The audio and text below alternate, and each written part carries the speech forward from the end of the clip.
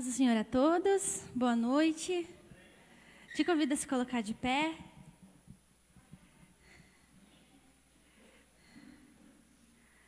Aleluia. O Senhor tem uma porção nova para cada um de nós. Ô Senhor, nós te agradecemos e nós te louvamos, porque o Senhor nos deu o fôlego de vida para estarmos aqui. Senhor, vem estar recebendo, Senhor, a nossa adoração, vem estar recebendo o nosso louvor, que o Senhor venha tocar a vida dos nossos irmãos, que cada pessoa que entrou aqui, Senhor, possa se desligar de tudo, possa se desligar de tudo lá fora, Senhor, e venha se concentrar apenas em oferecer, Senhor, a adoração a Ti, que o Senhor venha falar com cada um. Senhor, que esse culto, Senhor, venha marcar a vida dos nossos irmãos, mas que, acima de tudo, o Senhor venha estar se alegrando de nós, se alegrando das nossas vidas, Senhor. Nós te louvamos, aleluia. Nós vamos cantar sobre o amor de Deus, esse amor tão inexplicável, né? Nós não conseguimos explicar. Esse Deus tão bom, tão fiel, que deu o seu único filho para morrer em nosso lugar. Ô Senhor, como é bom se sentir amado por Ti. Que nessa noite cada pessoa que entrou aqui possa se sentir amada pelo Senhor. Aleluia.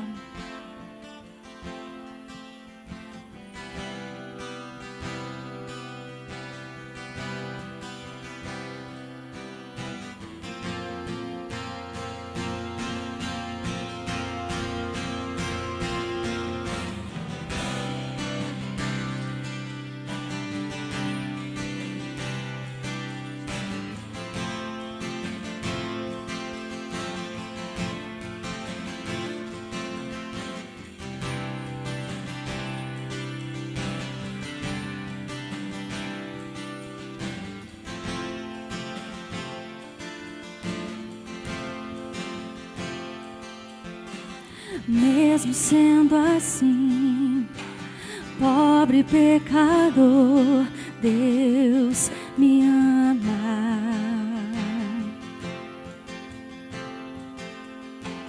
Mesmo sendo falho, mesmo sem merecer, Deus me ama.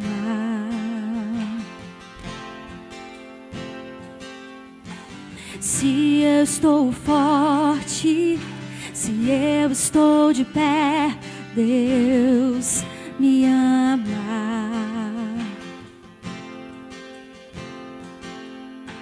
Se eu estou fraco, se eu estou caído, Ele não deixa de me amar. Sem o seu amor, sem o seu perdão, o que seria de mim? Deus me amou tanto que entregou seu filho para morrer em meu lugar. Deus me ama e o seu amor é tão grande, incondicional. Deus me ama e Ele está sempre de braços abertos para mim.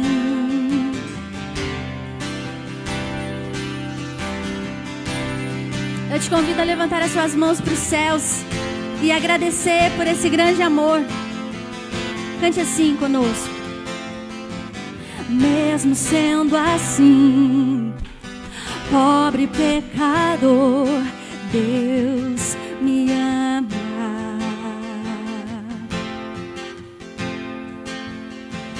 Mesmo sendo falho, mesmo sem merecer, Deus me ama. Amor incondicional é o teu. Se eu estou forte, se eu estou de pé, Deus me ama.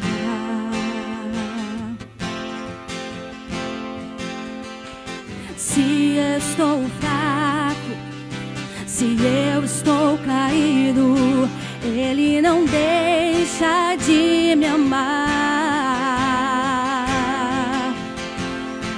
Sem o seu amor, sem o seu perdão, o que seria de mim?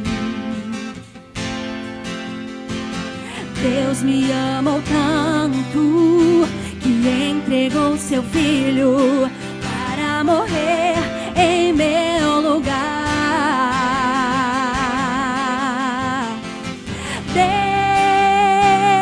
Deus me ama e o seu amor é tão grande, incondicional. Deus me ama e Ele está sempre de braços abertos para mim. Deus me ama, Ele nos ama e o seu amor é tão grande, incondicional. Deus me ama e Ele está sempre de braços abertos para mim. E Ele está sempre de braços abertos para mim. Aleluia. Ele te ama, Ele te ama, Ele te ama, Ele nos ama. Obrigado, Senhor, pelo teu amor, esse amor tão incondicional, Senhor. Obrigada, Jesus.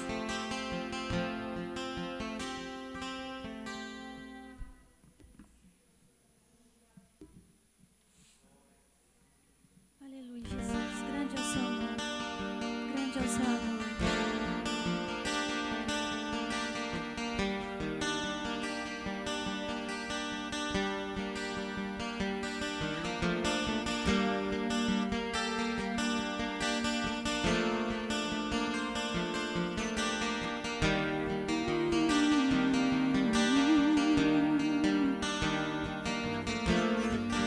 Antes de eu falar, tu cantavas sobre mim. Tu tens sido tão, tão bom pra mim. Antes de eu respirar, sopraste tua vida em mim. Tu tens sido tão, tão bom pra mim. Oh, impressionante, infinito, ousado amor de Deus.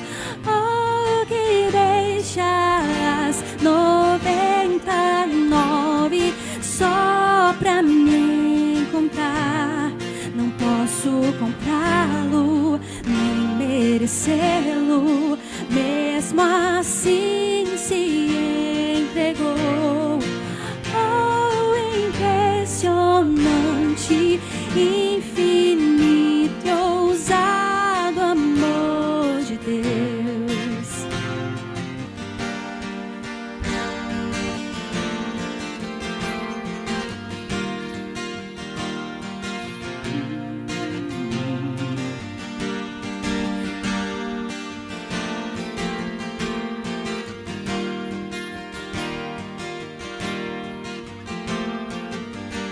Inimigo eu fui, mas teu amor lutou por mim.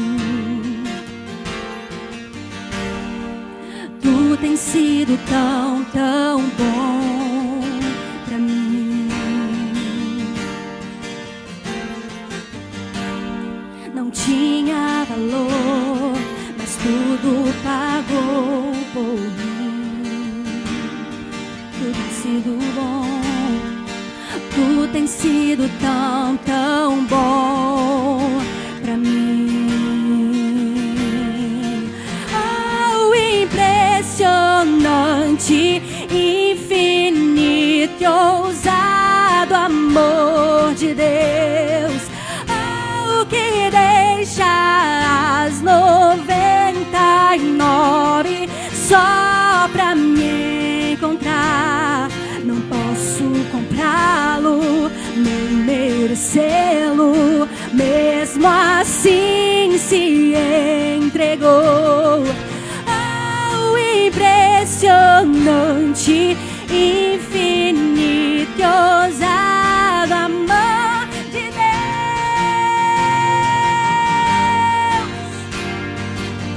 Grande é o teu amor, grande é o teu amor, grande é o teu amor, Senhor. Traz luz para sombras, escala montanhas pra me encontrar. Derruba muralhas, destrói as mentiras pra me encontrar. Traz luz para sombras, escala montanhas pra me encontrar. Derruba muralhas, destrói as mentiras pra me encontrar. Traz luz para sombras, escala montanhas pra me encontrar. Derruba muralhas, destrói as mentiras pra me encontrar. Oh, traz luz para sombras, escala montanhas pra me encontrar. Oh, derruba muralhas, destrói as mentiras pra me encontrar. Oh, impressionante, infinito e ousado amor de Deus. Oh, que deixa as 99 só pra me encontrar. Não posso comprá-lo, nem merecê-lo, mesmo assim se entregou. Oh, impressionante, infinito e ousado amor de Deus. Grande é o teu amor, Senhor.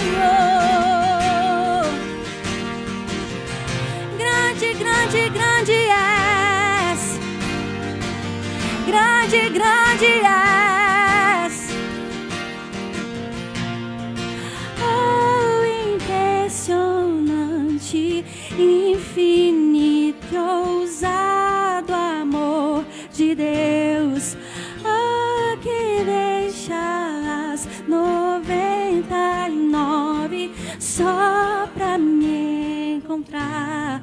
Não posso comprá-lo, nem merecê-lo, mesmo assim se entregou. Oh, impressionante, infinito, ousado amor de Deus. Oh, aplauda Ele. Obrigado, Senhor. Obrigado, Senhor, pelo teu amor, pela tua graça.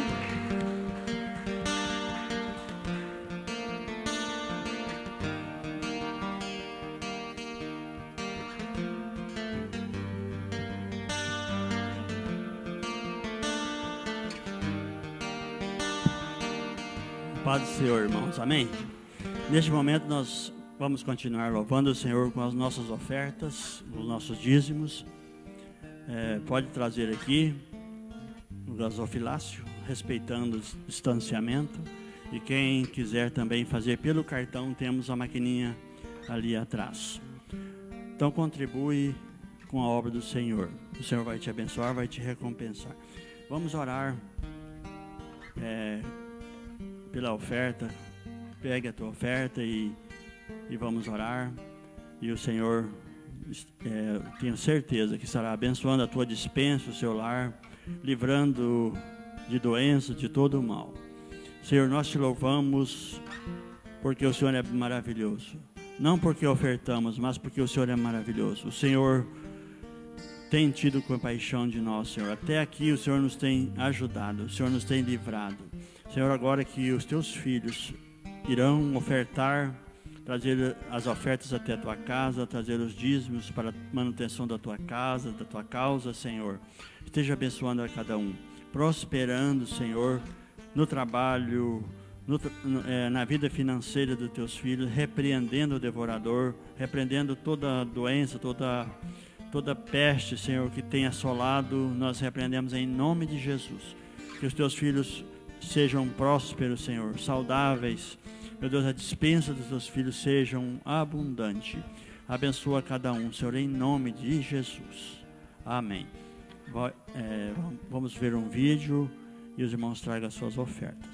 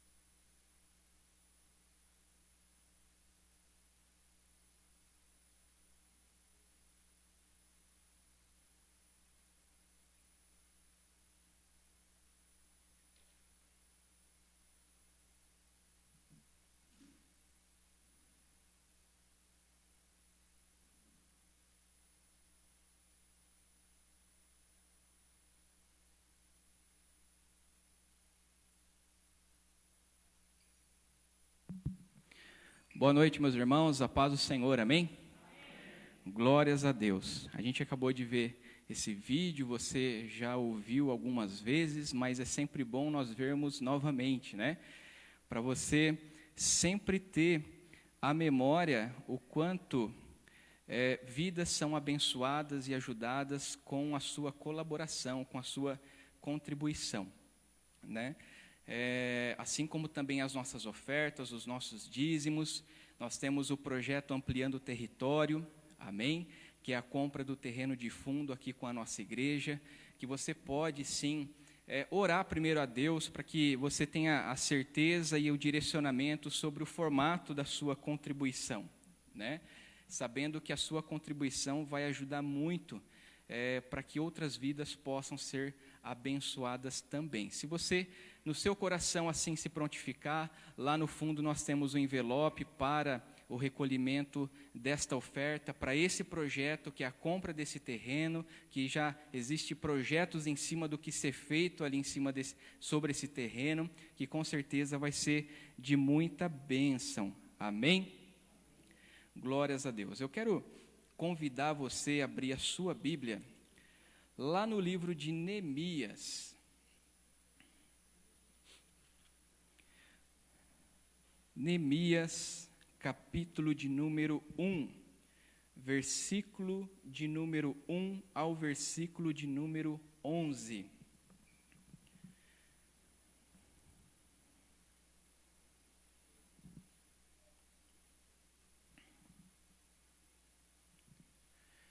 Neemias capítulo 1, versículo de número 1 ao versículo de número 11, que diz assim: As palavras de Neemias, filho de Acalias. No mês de Quisleu, no ano 20º, estando eu na cidadela de Susã, veio Anani, um dos meus irmãos, com alguns de Judá. Então lhes perguntei pelos judeus que escaparam e que não foram levados para o exílio e acerca de Jerusalém. Disseram-me os restantes que não foram levados para o exílio e se acham lá na província, estão em grande miséria e desprezo. Os muros de Jerusalém estão derrubados e as suas portas queimadas. Tendo eu ouvido estas palavras, assentei-me e chorei, e lamentei por alguns dias, e estive jejuando e orando perante o Deus dos céus, e disse: Senhor, Deus dos céus, Deus grande e temível, que guarda a aliança e as misericórdias para com aqueles que te amam e guardam os teus mandamentos. Estejam, pois, atentos os teus ouvidos e os teus olhos abertos para acudires à oração do teu servo, que hoje faço à tua presença, dia e noite pelos filhos de Israel, teus servos, e faço confissão pelos pecados dos filhos de Israel, os quais temos cometido contra ti, pois eu e a casa do meu pai temos pecado. Temos procedido de todo corruptamente contra ti. Não temos guardado os mandamentos, nem os estatutos, nem os juízos que ordenaste a Moisés, teu servo. Lembra-te da palavra que ordenaste a Moisés, dizendo: Se transgredirdes, eu vos espalharei por entre os povos. Mas se vos converterdes a mim e guardardes os meus mandamentos e os cumprirdes, ainda que os vossos rejeitados estejam pelas extremidades do céu, de lá os ajuntarei e os trarei para o lugar que tenho escolhido para ali fazer habitar o meu nome. Estes ainda são teus servos e o teu povo que resgataste com teu grande poder e com tua mão poderosa. Senhor, estejam, pois, atentos teus ouvidos à oração do teu servo e à dos teus servos que se agradam de temer o teu nome. Concede que seja bem-sucedido hoje o teu servo e dá-lhe mercê perante este homem. Nesse tempo eu era copeiro do rei. Amém? Feche seus olhos, vamos orar. Amado Deus, em nome de Jesus, aqui está a tua palavra, Senhor, e eu clamo a ti, Pai, que esta palavra ela possa penetrar ao coração da tua igreja, que o Senhor possa causar, ó Deus, uma transformação na vida do teu povo, para que a cada dia, de forma contínua, Senhor, nós possamos cada vez mais sermos transformados por esta graça, Pai. Nos abençoe nesta noite, fale conosco, em nome de Jesus Cristo, amém. Amém. O tema da mensagem de hoje é a graça de Deus no recomeço. Amém. O tema é a graça de Deus no recomeço. Existe uma história que em um certo vilarejo havia um determinado homem que ele sempre recebia ajuda das pessoas. As pessoas sempre davam comida para ele. As pessoas sempre ofertavam oportunidades de trabalho e de emprego para ele. Porém, a grande questão é que esse homem, ele vivia do que as pessoas davam para ele. Quando vinha uma oferta de trabalho, esse homem, ele nunca pegava, ele sempre recusava. Mas, quando as pessoas davam para ele algum dinheirinho ou alguma comida, ele logo pegava. Certo dia, as pessoas daquele vilarejo se cansaram dessa situação. As pessoas vendo que ele tinha condições de trabalho, a oportunidade aparecia para ele e ele não agarrava. Certo dia, aquelas pessoas falaram: nós não vamos mais te dar comida, porque você tem condições de trabalhar e você não trabalha. Já chegou oportunidades para você e você não quis, você quer viver às custas das pessoas. E aquele homem então deixou de receber ajuda. Um certo dia esse homem chegou a estas pessoas, ele conseguiu reunir aquelas pessoas e ele fez um último pedido para elas. Ele disse assim: olha, já que vocês não querem me dar comida mais, e eu muito menos quero trabalhar, façam o seguinte, meu último pedido, que vocês realizem o meu funeral e me enterrem vivo. E lá estava o povo realizando a última vontade daquele homem. Eles fizeram um caixão, aquele homem se deitou sobre aquele caixão, e eles começaram a fazer o cortejo deste homem pela praça, em ambiente público, até o local onde ele seria sepultado. De repente, um certo homem, um outro homem, em cima do seu cavalo, ele chega próximo e diz assim: o que está acontecendo aqui? E ele muito se espantou porque ele viu que aquele homem no caixão se mexia.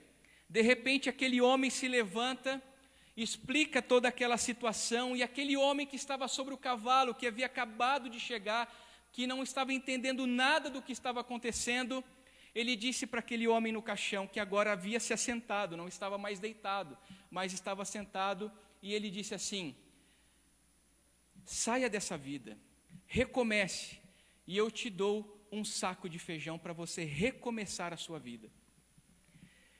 E aquele homem virou para aquele moço que estava sobre o seu cavalo e disse assim: me diz uma coisa, neste saco de feijão existe feijão cru ou existe feijão cozido? E aquele homem sobre o cavalo disse: claro que é feijão cru, é para que você recomece, é para que você plante, para que você regue, para que você colha, e você tenha novas oportunidades, uma nova vida. E aquele homem sentado sobre o caixão, olhou, pensou, refletiu, olhou para todo mundo que estava ali, para aquele homem e disse assim: continue meu funeral. É uma história bizarra, eu concordo com você. É uma história estranha que dificilmente a gente vamos ver acontecer. Mas ela serve muito bem para ilustrar o quantas das vezes as pessoas se distanciam das oportunidades que Deus nos dá. Oportunidade primeiramente de vida nele, oportunidade de se regozijar nele, de se alegrar nele. Muitas das vezes nós somos essas pessoas, esse tipo de pessoa, que por mais que estamos na casa do Senhor, muitas das vezes na igreja, participando de ministérios dentro da igreja, mas o nosso coração há muito tempo já não existe esperança, não existe mais desejo de vida, não existe mais desejo de continuar, e caímos em desgraça em nosso relacionamento com Deus e apenas não mais aproveitamos as oportunidades que Deus ele tem proporcionado às nossas vidas. O livro de Neemias, eu particularmente gosto muito desse livro, não é a primeira vez que eu prego sobre Neemias. E o que me chama a atenção nesse livro é o que Deus fez e o que Deus faz sobre a vida do seu povo através de uma pessoa. Quando nós olhamos para o livro de Neemias, nós vemos a ação de Deus através de um homem, o qual, por meio deste homem, Deus realizou uma reforma civil, uma reforma política, uma reforma espiritual sobre toda uma nação. Eu não sei se você esteve aqui presente na última mensagem que eu trouxe em novembro agora. Naquela ocasião eu falei sobre vida, usando o texto de Ezequiel, sobre o vale de ossos secos. E naquela situação, quando foi ministrada essa palavra, o povo estava sobre o cativeiro babilônico. Eu quero te dizer que a mensagem de hoje é uma continuação dessa mensagem de novembro, porque nós estamos tratando agora sobre o recomeço, baseado não em um contexto de prisão, não em um contexto de cativeiro, mas em um contexto pós-cativeiro, aonde o povo já estava retornando para a sua terra, aonde o povo já estava ali experimentando uma promessa de Deus, que era uma promessa de restauração sobre o povo. E Neemias era uma pessoa pelo qual Deus estava agindo, estava fazendo com que essa promessa se cumprisse sobre aquela nação, sobre aquele povo. E eu quero te dizer, o livro de Neemias retrata sobre recomeçar. Recomeçar. Recomeçar da onde caímos, recomeçarmos da onde foi a nossa queda, recomeçarmos de onde nós nos distanciamos de Deus, recomeçarmos dos propósitos outra hora barrados, que deixamos de viver em Deus, de viver em Cristo, e que Deus, Ele tem uma história para continuar em nossas vidas. E quando nós falamos de recomeço, eu posso te dizer que recomeçar não é uma tarefa fácil, não é tão simples quanto se parece recomeçar. Veja bem, quando nós estamos começando, por exemplo, um curso, uma faculdade, por exemplo, nós estamos cheios de esperança, de expectativas, de objetivos, estamos animados para aquilo. Não sabemos o que vai acontecer daqui 1 mês, daqui 2 meses, depois que eu me formar, eu não sei, mas eu estou movido por um otimismo dentro de mim. Ou, por exemplo, eu vou começar um empreendimento, eu também estou sendo movido por um otimismo, por uma expectativa, por sonhos, por objetivos que estão dentro de mim, mesmo não sabendo o que pode acontecer, mas eu estou sendo movido por isso. Quando nós falamos sobre recomeçar, eu digo que existe o bônus e o ônus. O ônus nada mais é que, muitas das vezes, a dúvida paira no nosso coração. Porque vem aquele sentimento ou aquele pensamento, poxa, eu caí. Será que vai dar certo agora? Será que eu vou conseguir me levantar? Será que eu vou conseguir andar novamente? Por outro lado, existe o bônus. E o bônus o que é? Nada mais é que, primeiro, eu saber o caminho que eu não devo mais seguir. Porque foi exatamente naquele caminho que eu segui inicialmente que eu caí, que eu fui à queda, que eu não alcancei aquele objetivo máximo. Então eu já sei, no recomeço, o que eu não preciso fazer. Da mesma forma que no recomeço, existe uma maturidade em nós, porque nós já passamos por uma experiência ruim, e aquilo traz em nós uma maturidade. Então eu posso te dizer, por mais que o recomeço não é algo tão simples, mas existe o seu ônus e existe o seu bônus. E é sobre o bônus que nós devemos nos agarrar, certos e convictos em Deus, que Deus, Ele proporciona uma nova história para nós. Uma nova história a ser trilhada, uma história de recomeço. É Deus quem proporciona este recomeço para nós. E quando nós vamos para o texto, logo ali no versículo de número 3, a Bíblia nos diz que quando Anani chega até Neemias, como todo judeu, uma pessoa patriota, uma pessoa que amava a sua nação, mesmo agora distante, quando ele vê Anani, ele pergunta sobre o seu povo, sobre a cidade de Jerusalém, e ali o diagnóstico dado por Anani foi o pior de todos para Neemias. Foi a pior notícia que Neemias tinha recebido naquele dia. Talvez tenha sido a pior notícia que Neemias havia recebido em tempos de vida. E a notícia é: Neemias, o nosso povo está em miséria, o nosso povo está em desprezo, e os muros da cidade de Jerusalém estão derrubados e as portas estão queimadas. Olha o diagnóstico que ele recebe. Nós brasileiros temos nos tornado pessoas patriotas. Diferente de algumas nações que o patriotismo é algo enraizado na essência do indivíduo, nós temos, por conta dos últimos fatos ocorridos em nossa nação nos últimos anos, nós temos realmente nos tornado mais patriotas. E quando nós olhamos para a nossa nação, o Brasil, e vemos tudo o que aconteceu, tudo o que tem acontecido, nós muitas das vezes ficamos indignados, muitas das vezes ficamos tristes com tal notícia.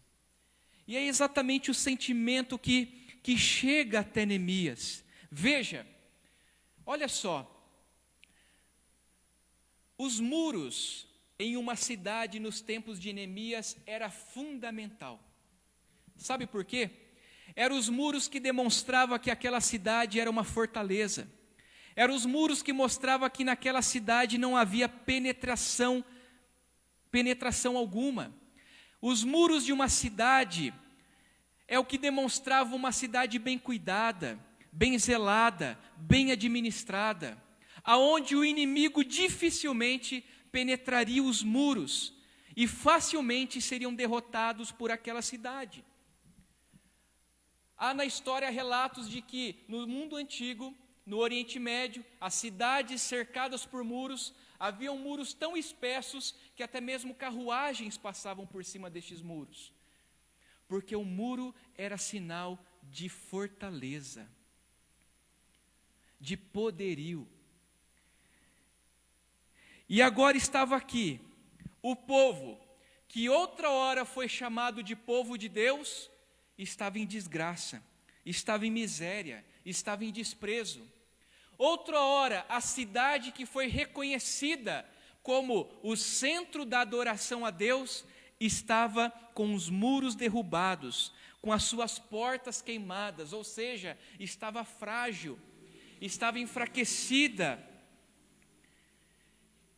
estava fragilizada ao ponto de qualquer um poder entrar lá e terminar de estragar o que já estava estragado.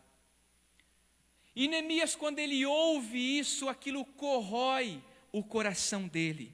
Aquilo toma conta dele de tal forma que ele se entristece por essa situação. E eu quero te dizer, meu irmão e minha irmã, que é Deus quem pode proporcionar o recomeço em nossas vidas. Foi Deus que poderia recomeçar a história daquela nação. É Deus que recomeça da onde nós caímos, da onde nós negligenciamos. É Deus que faz nós recomeçarmos. É Deus que restabelece a aliança que outra hora nós quebramos. Porque Deus não quebra a aliança. A aliança Deus ele faz, mas não quebra. Nós quebramos. Aquele povo quebrou, mas Deus é quem proporciona o restabelecimento dessa aliança. É Ele que proporciona essa condição. É Ele que move para que haja o recomeço. Jeremias, no seu livro de Lamentações, capítulo 3, versículo 21 ao 23, ele diz: quero trazer à memória o que me dá esperança.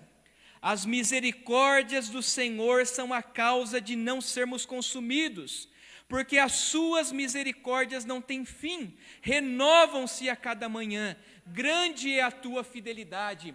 Sabe o que isso quer dizer? Ontem, quando você se levantou, Deus estava proporcionando um recomeço para você. Hoje, quando você acordou, despertou, levantou da cama, Deus deu um recomeço para você.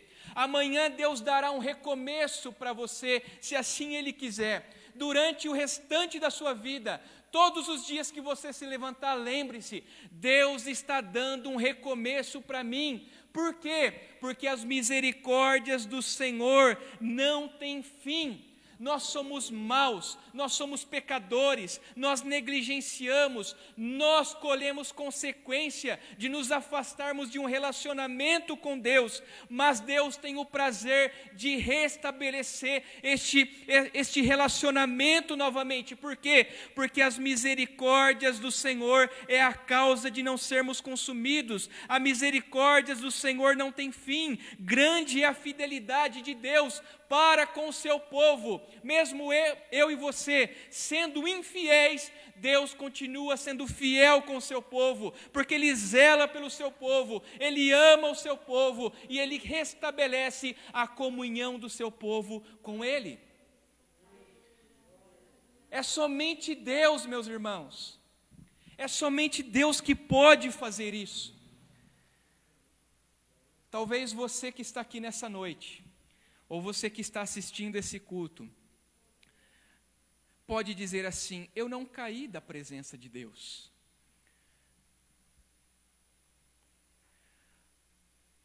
Mas é necessário nós entendermos que nós somos falhos e pecadores.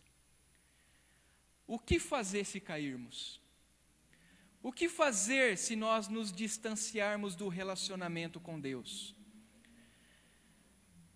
Ou talvez você que está aqui nessa noite, ou quem também está assistindo esse culto pelas redes sociais, talvez está aqui, com o seu corpo aqui, mas o seu coração há tempos já está distante de Deus.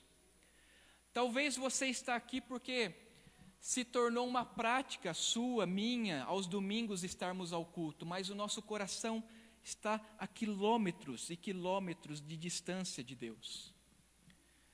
Talvez você está aqui e só pela misericórdia de Deus você está aqui nessa noite. Você talvez veio carregado para cá. Talvez você veio para cá como batendo o martelo e dizendo: Senhor, eu preciso entender o que está acontecendo. E Deus quer te fazer restabelecer a sua comunhão, a sua aliança com Ele, a partir de hoje. E é por meio desta graça, meus irmãos, da maravilhosa graça de Deus, que nós somos restabelecidos a esta comunhão com Ele. E eu quero trazer para você aqui, nesse texto que nós lemos, assim como também depois no capítulo 2, versículos 6 ao 8, 3 ensinamentos importantes para o processo de recomeçar a nossa vida com Deus, exatamente de onde nós caímos. Amém? Ou se cairmos. Não, meu irmão, isso não vai acontecer comigo. Você é falho, você é pecador. Pode acontecer. E se acontecer, o que fazer? O primeiro ensinamento que nós vemos aqui está no versículo de número 4, que depois que Neemias ele recebe a notícia sobre a situação, o diagnóstico sobre o povo e sobre ali os muros da cidade, diz a Bíblia: tendo eu ouvido estas palavras, assentei-me, chorei e lamentei por alguns dias, e estive jejuando e orando perante o Deus dos céus. Primeiro ensinamento que eu e você precisamos ter é que não permita que o abalo te domine.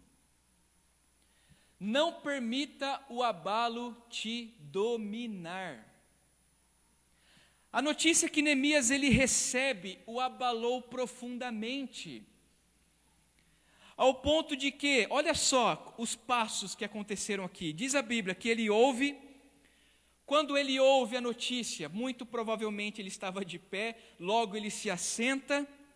Então aquilo já o baqueou de tal forma, aquela notícia, que Neemias nem se manter de pé ele conseguiu. Ele se assenta, ele chora. Então não bastou ouvir e se assentar, aquilo mexeu com ele de tal forma, uma tristeza tão profunda o corroeu de tal forma que ele chora, mas além de chorar, ele lamenta. E o lamento é acompanhado de prantos, meus irmãos. E olhe só, não aconteceu isso por 1 minuto, 2 minutos, 10 minutos, 1 hora, 1 dia. A Bíblia fala que ele ficou nesse estado por alguns dias. Neemias foi abalado pela notícia que ele recebeu. E por alguns dias ele permaneceu no estado de abalo. E olha só que interessante, se você ler o livro de Neemias, você vai entender isso. Neemias, quando ele começa o processo do recomeço sobre aquele povo, ele começa sobre os muros. Tanto que o versículo 3 faz questão de falar sobre os muros, justamente pelo fato do que eu comentei há pouco. E olha só, os muros, justamente por fazer algo que demonstrava poderio e força, fortaleza de um determinado povo, é o que moveria o povo para o restante do que precisava ser reformado neles. Se o povo começasse pela uma reforma espiritual, o povo ainda ia olhar ao seu redor e ia ver que ainda havia fragilidade em volta deles. Neemias foi inteligente o bastante para dizer: eu vou começar pelos muros. Eu vou trazer novamente para esse povo o sentimento de poderio. Eu vou trazer novamente sobre este povo o sentimento de fortaleza. Um povo que não é abalado, porque é um povo de Deus. Para então esse povo começar a entender a necessidade de se recolocar novamente na presença de Deus. E Neemias, quando ele ouve estas palavras, ele se assenta, ele chora, ele lamenta. Mas olha só, mesmo assim, lá no fundinho, diz a Bíblia, que enquanto ele chorava e lamentava por alguns dias, ele ainda jejuou e orou. Ele se consagrou a Deus. Irmãos, ele tirou lá do fundo do baú o único resquício que ele tinha de esperança, talvez, de esperança em Deus, de esperança nas promessas de Deus. E ele se consagra a Deus de tal forma, tendo a convicção de que Deus iria restabelecer novamente aquele povo, as promessas que Deus tinha sobre aquele povo. As promessas de trazer um rei eterno, o próprio Cristo através daquele povo. A promessa de reerguer aquela nação de tal forma que aquela nação voltaria a adorar a Deus. Que sobre aquela nação haveria uma nova casa, como Ageu outra hora diz, que a glória daquela segunda casa seria maior do que a primeira, inclusive. Porque Deus estava comprometido com o restabelecimento da aliança. Por mais que eu e você, muitas das vezes, não nos comprometemos a esta aliança, Deus é comprometido com a aliança que Ele restabeleceu, que Ele estabeleceu com o seu povo, a igreja de Cristo, a aliança estabelecida na cruz, por meio de sangue aspergido, completada por meio da ressurreição, realizando a obra de justificação, de redenção minha e sua e de toda a humanidade. E Neemias estava angustiado diante de tudo aquilo que estava acontecendo, mas ele tinha a convicção de que Deus estava com ele nessa angústia. Salmo 55, 16, 17 diz: eu, porém, clamo a Deus e o Senhor me salvará. À tarde, pela manhã, ao meio-dia, choro angustiado e Ele ouve a minha voz. Salmos 86, 7 diz: no dia da minha angústia clamarei a Ti, pois Tu me responderás. Mesmo na angústia, existe um resquício ainda dentro de nós. Existe, por mais que seja um fragmento de Deus em nós, para que nós possamos clamar a Deus e pedir socorro na angústia, na tristeza, no abalo.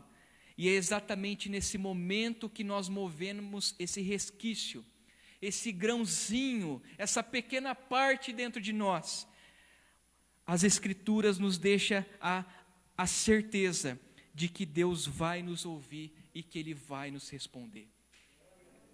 Por quê? Porque Deus é comprometido com a aliança. Deus é comprometido com a aliança. E aqui está Neemias, não se deixando ser abalado. Talvez tenha sido uma luta grande dentro de Neemias.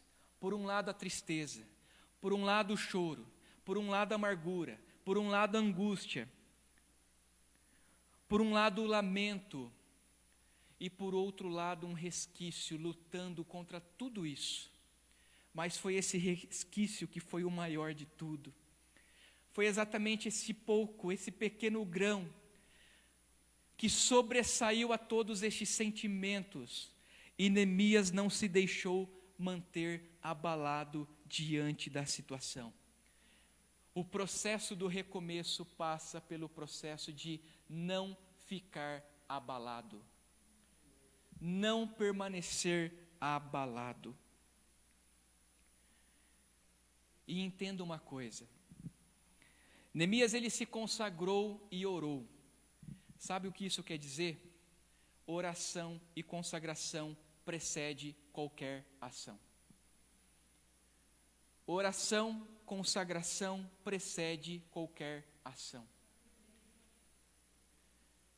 Seja qualquer ação nas nossas vidas, meus irmãos, ore e se consagre a Deus. Seja qualquer projeto na sua vida, ore e se consagre a Deus antes. Eu e minha esposa, nós somos provas disso. Eu lembro que quando nós namorávamos, antes mesmo da gente anunciar o noivado, ou melhor, o casamento, todos os dias quando eu ia me despedir dela, no portão da casa dela, nós pegávamos na mão um do outro e nós orávamos. Deus, prepare o nosso casamento. Eu vou citar um exemplo apenas aqui, tá? Senão a gente vai falar 11 anos aqui de história do casamento. Mas nós orávamos antes para que Deus preparasse todas as coisas. Um certo dia nós anunciamos o nosso casamento, era fevereiro, e nós falamos, nós vamos casar em dezembro. E todas as pessoas em volta de nós, pelo menos no meu histórico de vida, quando anunciava um casamento, era um ano e meio, até 2 anos antes, porque era o tempo que as pessoas tinham para se programar, se planejar, e nós anunciamos com 10 meses. Nós fomos movidos de uma certeza e de uma convicção, porque nós já vínhamos orando por esse objetivo. Nós nos consagrávamos, nós orávamos. E de repente, irmãos, nós começamos a experimentar as coisas boas de Deus. Uma pessoa chegava e falava, eu vou te dar isso. A outra pessoa, eu vou te dar isso. O outro chegou aqui, olha, você já tem a festa do casamento? Não, então a festa é minha. Enfim, chegou ao final da história, eu só precisei vender uma motinha que eu tinha para pagar a despesa da decoração do casamento, porém todo o restante, nós fomos abençoados por Deus. E nós, irmãos, eu lembro que nós estávamos dentro do carro, antes da festa, nós vimos as pessoas entrar, o carro era com vidro escuro, ninguém via que a gente estava lá, e nós vimos tudo aquilo lindo, maravilhoso, e nós falávamos, nós estamos experimentando, vivenciando o resultado e resposta de oração, porque antes, de antemão, nós estávamos orando. Toda ação da nossa vida precede a consagração e a oração. Eu estou te dando um exemplo aqui. Todos os projetos meus e seus são precedidos por estes 2 atos tão simples, que nós sabemos tanto, que nós aprendemos desde criança, se nós estamos na igreja desde criança, que nós aprendemos no início da caminhada na fé cristã, sobre a necessidade da oração, do jejum, mas que ao caminhar, no decorrer, no percurso da nossa história cristã, nós deixamos de lado, nós deixamos de dar ênfase, nós deixamos de dar crédito, deixa de ser importante. Meus irmãos, sem oração não há vida em nós, sem jejum não há vida em nós. Não há ato de humilhação. Jejum, ato de humilhação e consagração e oração são oxigênio para a vida do cristão. É a sobrevida de todo cristão. E muitas das vezes nós indagamos Deus, por que está acontecendo isso? E não paramos para analisar a nossa vida como está. Como está a nossa vida com Deus? Segundo ensinamento que eu quero trazer para você é: confesse os seus pecados a Deus. Não há recomeço se não houver confissão. Não há recomeço se não houver confissão. E olha só, na sociedade que nós vivemos hoje, falar em confissão de pecados é dizer que você é careta. Sabia disso? Como assim você confessar pecado? Você é o cara, você é a cara, você é o tal, você não peca, você não faz. Imagine você falar dos seus erros, você vai demonstrar o quão frágil você é, o quão fraco você é. Amém. Que eu seja visto como fraco, porque eu dependo totalmente de Deus. Enquanto eu disser que eu não sou fraco, eu estou querendo me acima de Deus, enquanto eu não sou isso, enquanto você não é isso. Sim, nós somos fracos porque dependemos de Deus, e glória a Deus por nossa dependência totalmente dEle, certos e convictos que dependemos de Deus e sabemos que Deus sim irá nos ajudar em toda e qualquer situação. A sociedade diz que é sinal de fraqueza, sabe por quê? Porque a sociedade é corrupta. A sociedade ganha as coisas por um ato de corrupção, não por um ato correto, mas por um ato de corrupção. Mas nós andamos contra a maré, meus irmãos. Nós andamos contra os pensamentos deste mundo. Sim, há uma necessidade de confissão. Se confessar pecados é demonstrar fraqueza, que nós demonstremos a nossa fraqueza sim, porque nós dependemos totalmente de Deus. E confissão de pecados é demonstrar a nossa dependência totalmente de Deus. O grande reformador Lutero, no período da Reforma, ele disse assim sobre a confissão: a confissão é algo excelente, precioso e confortador, e exortamos que, face à nossa grande necessidade, não se faça pouco caso deste bem tão precioso que é a confissão de pecados. A confissão de pecados, meus irmãos, sabe o que é? É Deus proporcionando a condição do recomeço. Ele que dá o modelo de confissão de pecados para o nosso recomeço. Se Deus não nos proporcionasse isso como um bem precioso, como nós lemos em Lamentações, nós já estaríamos consumidos. Mas Deus proporciona o recomeço através da confissão de pecados.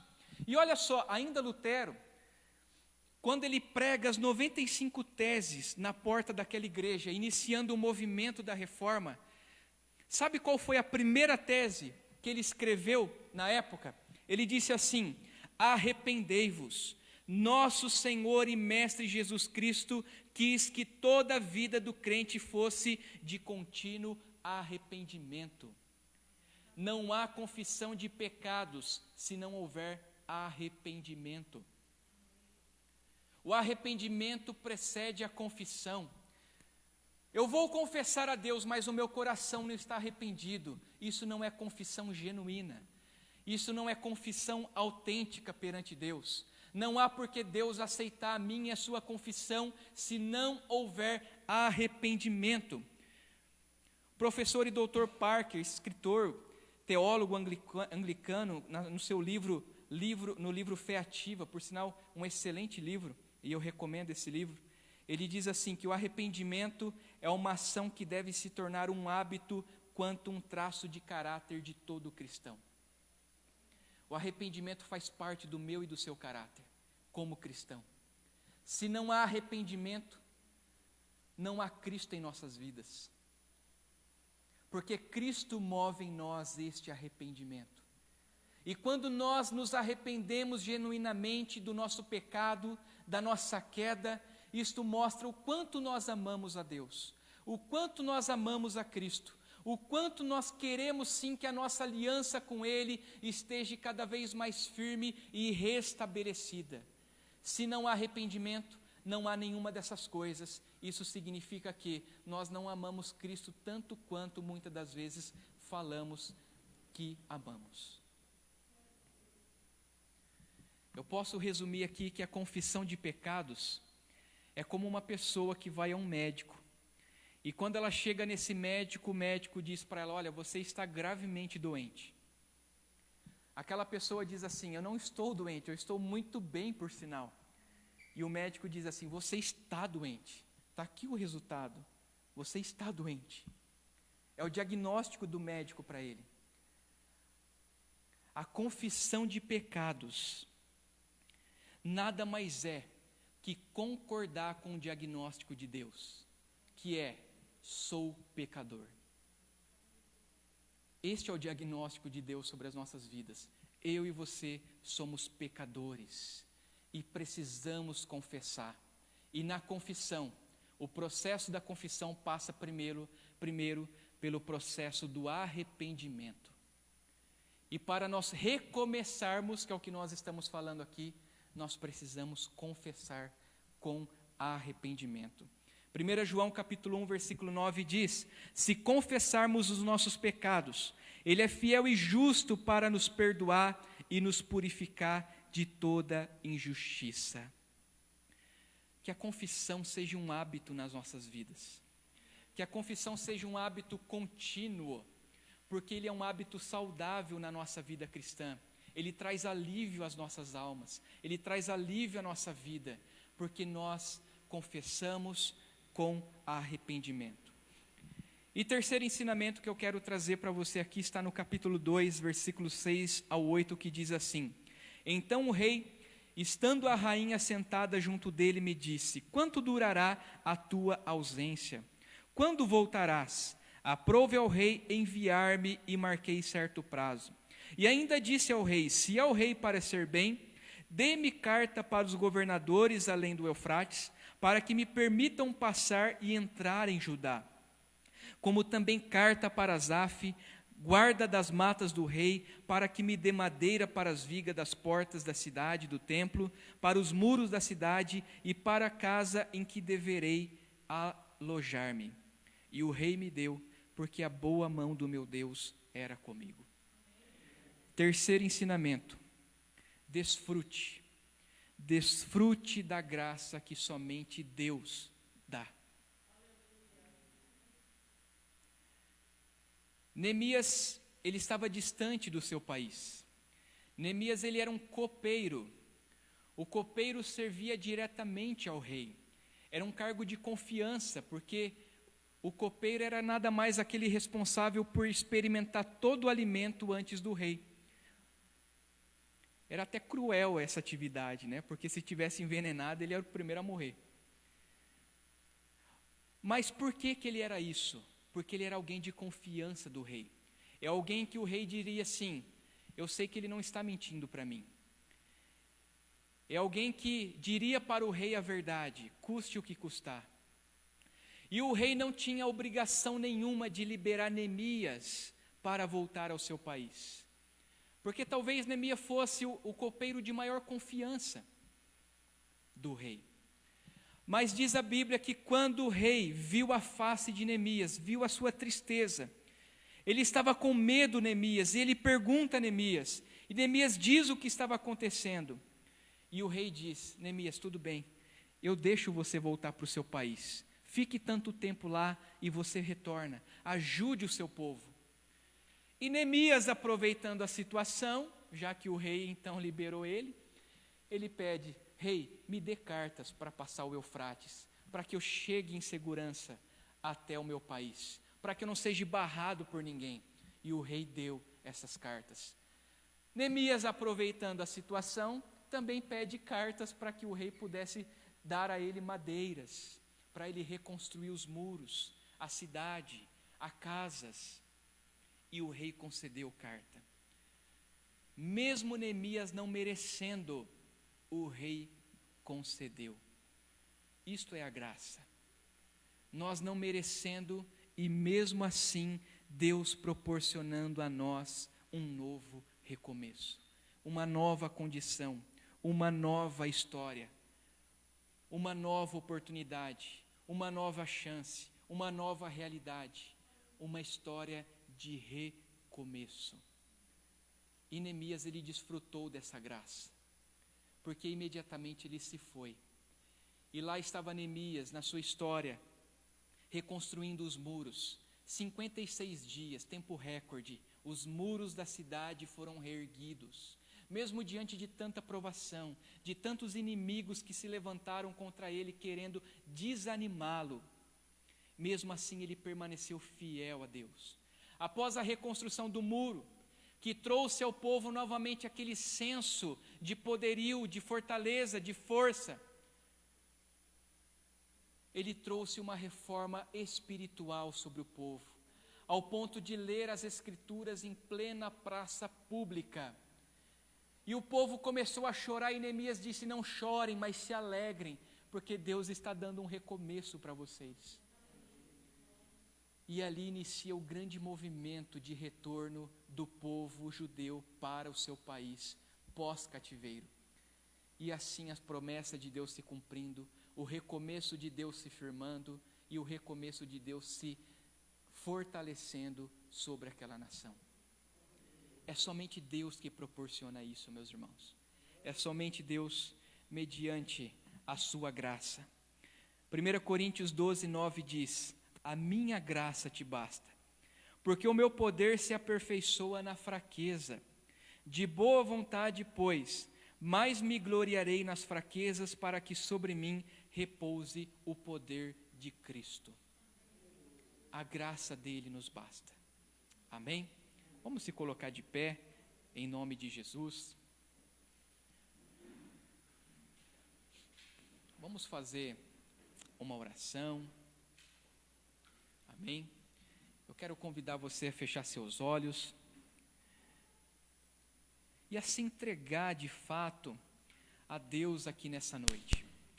A de fato você se derramar na presença do Altíssimo Deus, do Soberano, do Criador dos céus e da terra, daquele que era, que é e que há de vir.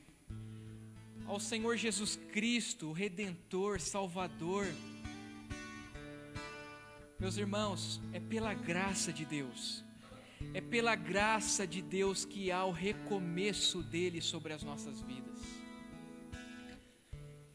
Jesus, eu oro pela tua igreja, Senhor. Eu oro pela tua igreja. Eu oro por esta vida que está aqui nessa noite, por esta vida que está assistindo ao culto desta noite, as pessoas que irão assistir a este culto posteriormente, Pai, pessoas que talvez tenham caído na fé, pessoas que talvez tenham estado fracas na fé, que precisam estar fortalecidas no Senhor, ó Pai. Eu oro para que o Senhor traga a elas a convicção e a certeza de que, Senhor, o Senhor é o Deus que pode trazer e restabelecer esta aliança, que o Senhor é que pode reerguer novamente, que o Senhor é quem pode recomeçar novamente, que o Senhor pode trazer novamente uma nova história, uma nova oportunidade, uma nova vivência no Senhor. Deus amado, traga esta vida, esta convicção, essa certeza, esta esperança, ó Pai, de que o Senhor é o único que pode proporcionar este recomeço. E ajude, Deus, ajude esta pessoa a caminhar, a usufruir, a experimentar, sim, Senhor, a tua vontade e as promessas do Senhor. Pai amado, em nome de Jesus Cristo, em nome de Jesus, abençoe a tua igreja no dia de hoje, abençoe a tua igreja no dia de amanhã, que nós possamos ter a convicção de que o Senhor nos dará um recomeço. Pai amado, em nome de Jesus Cristo, Senhor, que assim como Neemias, que nós não venhamos permanecer abalados, que nós possamos entender, Senhor, que na confissão e no arrependimento há o recomeço, e que pela graça do Senhor nós possamos desfrutar deste processo, sim, ó Deus, para vivermos a cada dia a boa, perfeita e agradável vontade do Senhor, ó Pai, em nome de Jesus Cristo, em nome de Jesus. Aleluias, aleluia, Jesus, aleluias, amém, Jesus. Eu quero chamar o ministério de louvor para encerrar o culto com uma canção, amém. Aproveite este momento para você ainda se derramar perante Deus, com a convicção de que Deus Ele está neste lugar, de que Deus Ele pode sim abençoar a sua vida, amém? Aleluia. Levante as suas mãos, que o grande amor de Deus, o nosso Pai, que a graça do nosso Senhor e Salvador Jesus Cristo, e que as eternas consolações do Espírito Santo estejam sobre a sua vida, hoje e eternamente, até a volta gloriosa do nosso Senhor e Salvador Jesus Cristo, e que você possa dizer amém. Deus abençoe.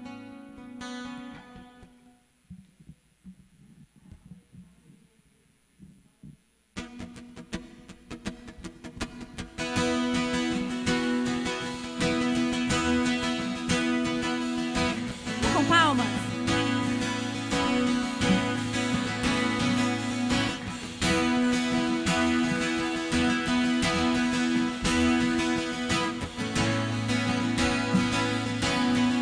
Oh, que tremenda graça! Oh, que infalível amor! Tomou o meu lugar. A minha cruz levou. Sua vida deu por mim. Estou liberta, enfim.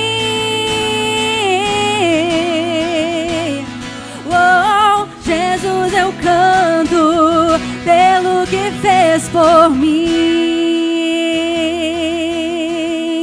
Aleluia!